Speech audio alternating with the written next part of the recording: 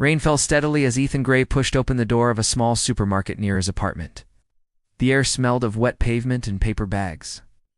It was late evening, and the store was almost empty. Ethan walked through the aisles with a tired face. His dark gray suit looked slightly wrinkled, and his tie hung loose. He did not really need anything. He had come because his apartment felt too quiet lately. The sound of people moving among shelves was better than the silence of his own home. He stopped at the drinks section and picked up a bottle of water. His eyes were weary from looking at numbers all day. Being the chief financial officer of a large company had once given him pride. Now it only gave him long nights and a strange emptiness behind the ribs. He remembered that he had not laughed properly in months. As he walked toward the checkout, he saw a young woman standing near the counter. She held a small tin of baby formula to her chest. Her brown hair was tied back in a messy bun. Her coat was thin, too thin for a chilly evening like that. The cashier scanned the tin and said the price in a low voice. The woman started searching inside her purse. Her hands moved nervously. She pulled out a few notes, counted them twice, and looked at the cost again. Ethan slowed down, pretending to look at a magazine rack. He saw her close her eyes for a second, then whisper something to herself. Shadow passed over her face. She gave the tin back to the cashier and said she was sorry, but she could not take it after all. Her voice cracked when she said it. The cashier tried to smile kindly, but could not hide the sadness in her eyes. The woman turned to leave, holding a small bundle in her arms. It was a baby wrapped in a faded blue blanket. The child stirred, a soft whimper escaping from his lips. The woman touched his cheek gently and whispered words she hoped would calm him. Ethan felt something heavy in his chest, as if air had turned to stone. He had seen numbers that large banks worked with, numbers with 6 or 7 zeros, and none of them had ever made him feel what that moment did. He walked closer to the counter and asked the cashier to bring back the tin that the woman had returned. The cashier hesitated. Ethan gave a small nod and handed over his credit card. It was a simple action, one that meant nothing to him in money, but everything to her. The woman turned around, confused, when she heard the cashier call her name. The name came from the receipt that still sat on the counter. Leela Grant. The cashier said that the gentleman had already paid for the formula. Leela shook her head quickly and said she could not accept it. Ethan spoke softly. He said it was not charity, just a small favor between strangers. Leela looked at the tin, then at the man standing before her. She noticed that his shoes were wet from the rain, his tie slightly crooked. There was no arrogance in his eyes, only a quiet and tired kindness. She hesitated before whispering, "Thank you." The baby made a small sneeze, which broke the stillness around them.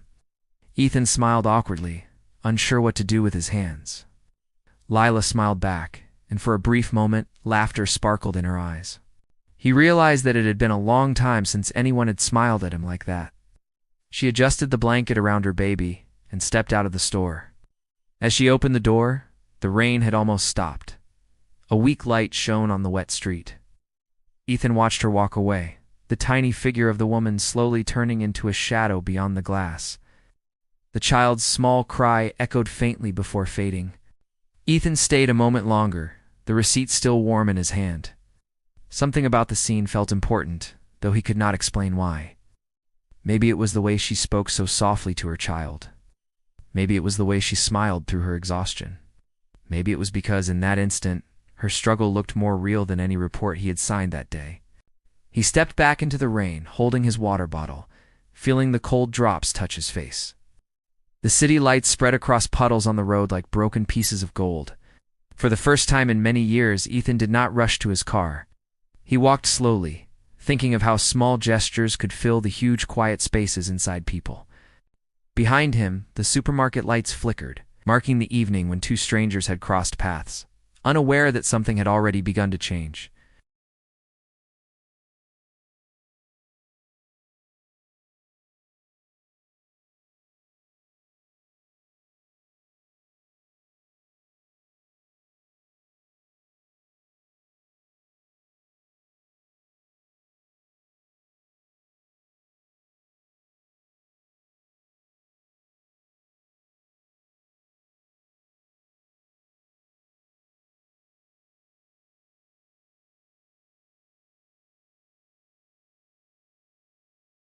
As the elevator climbed to the top floor of the tall glass building, he studied his own reflection. The man looking back at him was neat and calm, but there was something missing behind his eyes. At work, meetings filled his hours. People spoke of profits and budgets, of risk and reward, but Ethan noticed he was not listening as closely as usual. He kept thinking about small things like the price of that tin of formula, the way the cashier had looked at the woman with worry, how quickly he had made that decision to help. He wondered what her life was like beyond that one evening. Later that week, he attended a company event that supported local community programs. The company had arranged a food drive partnership with several shelters. Ethan gave a speech about corporate responsibility and kindness. Yet as he spoke, the words felt hollow until he caught sight of someone standing near the donation table. It was her. Lila was stacking boxes of canned food and trying to keep her baby quiet in a stroller beside her. Ethan blinked to make sure he was not imagining her. She was real.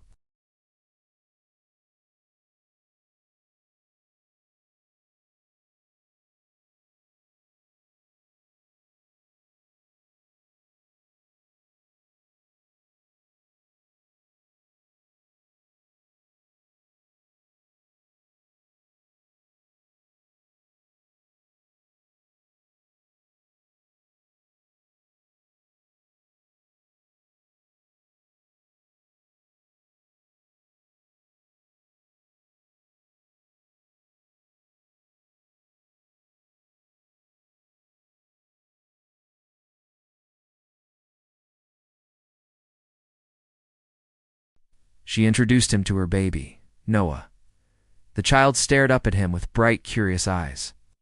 Ethan found himself smiling again, a real smile that reached all the way to his chest. They talked for a short while. Lila told him that life was challenging, but she was managing. She said the small act in the store had stayed in her mind because it reminded her that kindness still existed.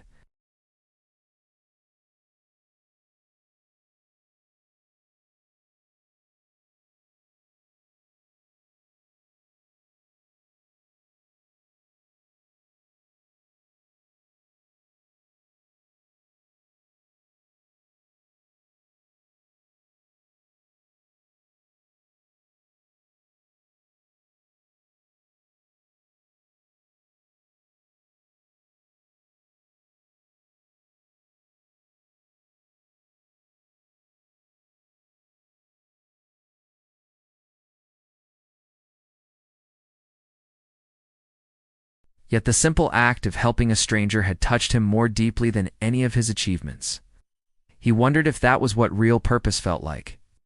Over the next week, Ethan found reasons to stop by the shelter more often. He helped pack food boxes and even met some of the families who came there. Lila was sometimes present but always busy. She thanked him once more for the kindness at the store, but did not talk much about her own troubles. Ethan respected that silence. He sensed her pride, her wish to stand on her own. Each time they met, the distance between them grew a little smaller. He saw how she laughed with other volunteers, how Noah clapped his small hands when she lifted him up. Those small moments stayed with him long after he went home. For the first time in a long while, Ethan felt like he belonged somewhere outside his office. As more days passed, he realized he was looking forward to those shelter visits more than board meetings. Something about Lila's calm voice and the steady rhythm of her work made him feel human again. He was beginning to understand that kindness, once started, does not end. It finds new shapes, new places to live, and sometimes new hearts to call home. Ethan visited the shelter more often as weeks passed. It began as quiet help that no one noticed. He arrived early in the mornings or stayed late in the evenings, helping to move boxes and sort supplies. He liked the simple work. There were no charts or numbers to balance, only people working side by side with their hands and hearts. Lila was there most days. She smiled when she saw him, but never asked personal questions. They talked about small things, like the weather or the number of families coming for food that week. Ethan liked how real those conversations felt. There was no pressure to impress. He found himself laughing again, not the polite kind of laugh he gave in corporate meetings, but honest laughter that came from deep inside. One afternoon he brought coffee for both of them. They sat at a worn wooden table in a small kitchen behind the storage room. Noah was in a high chair beside Lila, playing with a piece of bread. Ethan watched the baby giggle when the bread fell on the floor. Lila picked it up and smiled, her eyes catching the soft light from the window. She told Ethan about her late husband. He had been a mechanic who fell sick and passed away 2 years ago. She spoke gently, her voice steady, but Ethan could hear the quiet ache beneath her words. She explained that medical bills had taken most of their savings, and she had to move in with her sister for a while before getting a small apartment. Work was not steady, so she sometimes relied on the shelter when things got difficult. Ethan listened without interrupting. It hurt him to know how hard her path had been. When she finished, she looked down at her cup and apologized for talking too much. He shook his head quickly and said she did not have to be sorry. Her story mattered. She asked about his life. He paused before speaking. He told her about his job, his quiet apartment, and how success often felt like a race that never ended. He admitted he had lost touch with real people because his days were full of meetings and deadlines. He said the shelter felt like a place where hearts still spoke louder than numbers. Lila smiled softly and said maybe that was exactly what he needed. Days turned into weeks. Ethan found reasons to visit even when he was tired. He fixed broken shelves, helped with deliveries, and played with Noah while Lila worked. Sometimes he stayed to help cook dinners for the families who came to eat. The children at the shelter liked him. They ran around him, tugging at his sleeves and asking him to tell them stories. One chilly evening, Ethan noticed Noah's small hands turning cold. He took off his jacket and wrapped it carefully around the child until Lila returned. She saw what he had done and gave him a look of surprise mixed with gratitude. It was such a simple act, yet it made both of them quiet for a while. Something unspoken began to grow between them, built not from words, but from shared kindness. One weekend, a heavy rainstorm flooded part of the shelter's basement. The volunteers hurried to move boxes upstairs. Lila slipped on the wet floor, and Ethan rushed forward to help her up. She laughed a little, saying she was fine, but he noticed her hands shaking slightly. He stayed beside her until she could stand without slipping again. In that moment, she saw not a businessman, but a man who cared deeply without asking for anything in return. After the storm passed, Lila and Ethan sat together outside on the front steps. The air smelled of rain and clean earth. Lights from passing cars danced across the puddles. Lila spoke quietly about her dream of studying nursing one day so she could help others the way she had once been helped. Ethan listened and thought how brave she was to dream after so much loss. He told her she would make a wonderful nurse because she already healed people's hearts without realizing it. She looked at him for a long moment. There was something in his tone that made her chest tighten. She realized he understood her better than most people. She also realized that his loneliness was still there, hiding behind his calm smile. Noah began to fuss, so Lila lifted him gently and hummed him a soft tune. The child soon settled against her shoulder. Ethan watched them and felt warmth spreading through him, a feeling both new and familiar. For the first time in many years, he was not thinking of missing deadlines or unreturned emails. He was thinking of a woman and her child who had reminded him of what it meant to be human. As the night grew colder, Ethan offered to walk Lila home. She allowed it, and they walked side by side through quiet streets. Neither spoke much, but the silence between them no longer felt empty. It felt like trust beginning to grow. The city lights shined overhead, and Ethan knew that something important had already changed within him. Something he did not wish to lose again. Ethan's life began to look different as months passed. He still worked long hours at the company, but his days no longer felt like a line of the same gray. Every visit to the shelter, every short talk with Lila, gave him a reason to look forward to something beyond work. Yet change, even gentle change, often brings new tests. One bright Monday morning, Ethan arrived at the office early. A few colleagues from the finance team had already gathered in the hallway, whispering and smiling. When he walked past, they grew quiet.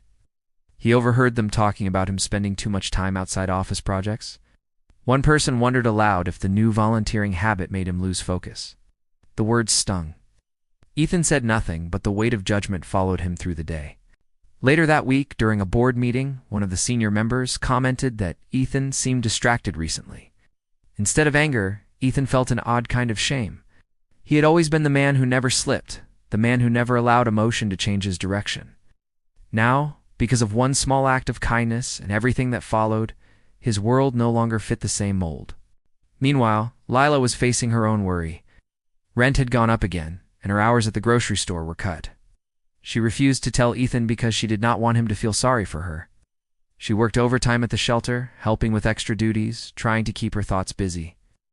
Ethan noticed that her smile seemed thinner and her eyes tired, but when he asked, she only said she was fine.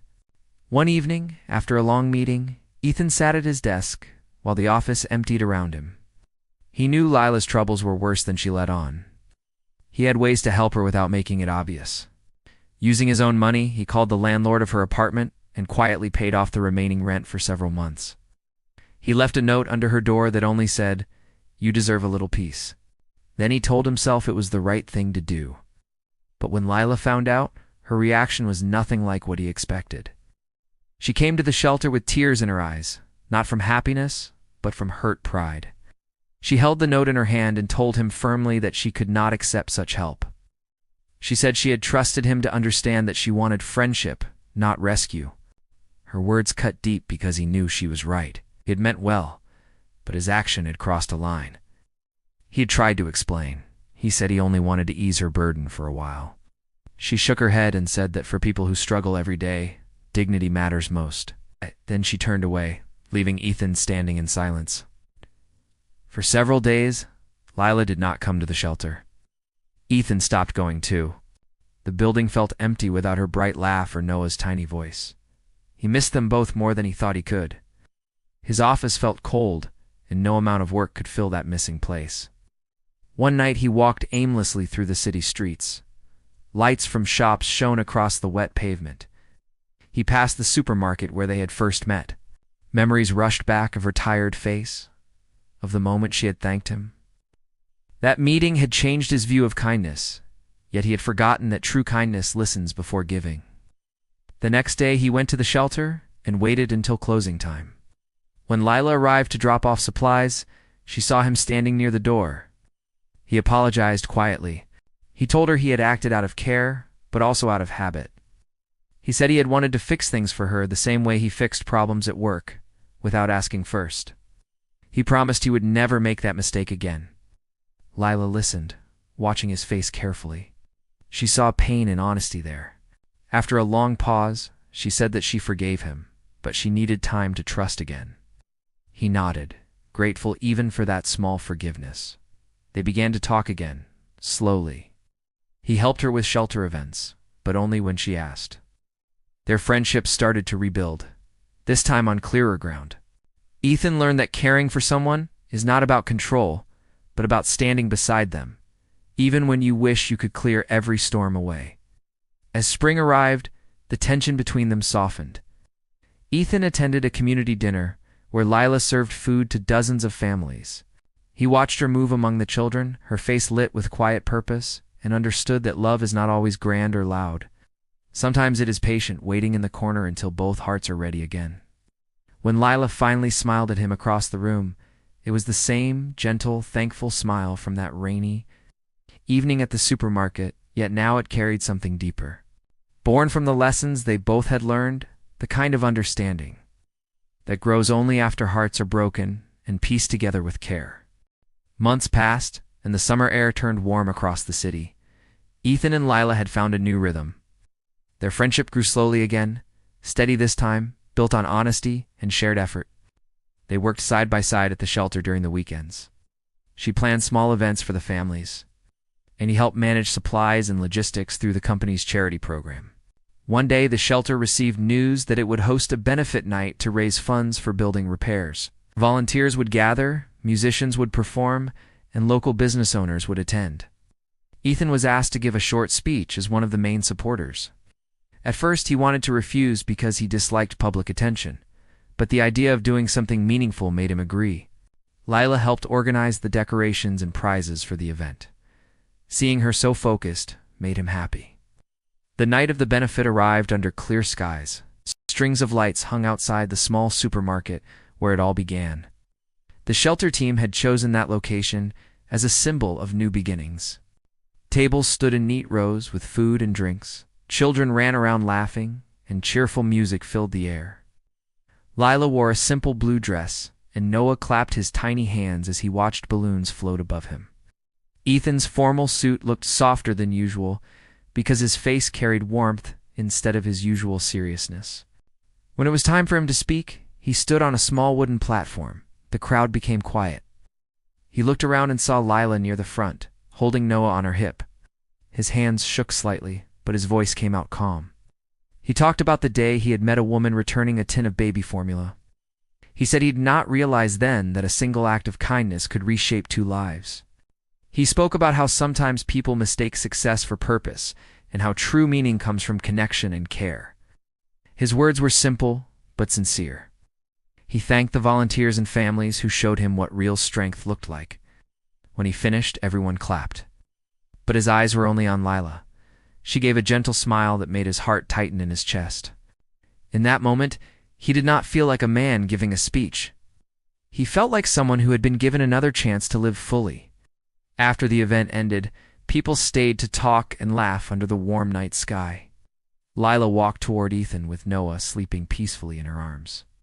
She told him his speech had moved her and that he had spoken from a place she understood well.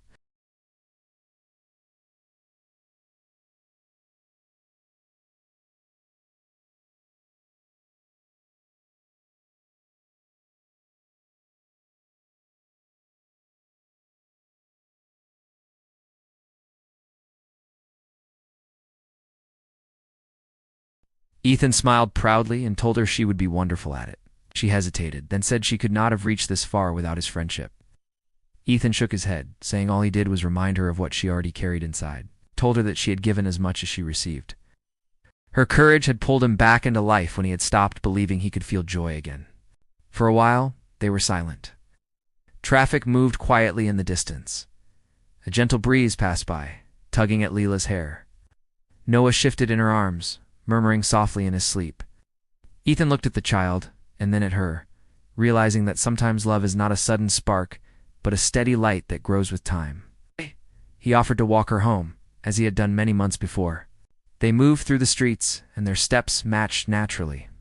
Lila told him she had learned to accept help without shame and give help without fear. Ethan said he had learned that listening was often the greatest gift.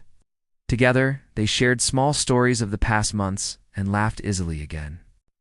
When they reached her building, Lila turned to him and said that she hoped they would keep walking life's path side by side, no matter how it changed. Ethan nodded and said that nothing would please him more. Lila smiled, kissed Noah's forehead, and whispered goodnight. Before going inside, she paused and looked at him once more, the light from her window touching both their faces. Ethan stood under the soft glow of the street lamp long after she had gone inside. The air was cool, and the city hummed quietly around him. He thought of the man he had been when he first stepped into that supermarket, and the man he was now. Money and titles no longer measured his worth. What mattered was the simple truth that compassion had led him home. As he walked away, the sound of his steps blended with the rhythm of the night. Somewhere behind him a baby stirred, and a mother's gentle hum drifted from an open window. Ethan smiled to himself, knowing that the smallest act of kindness had become the heart of a love story that neither time nor fear could undo.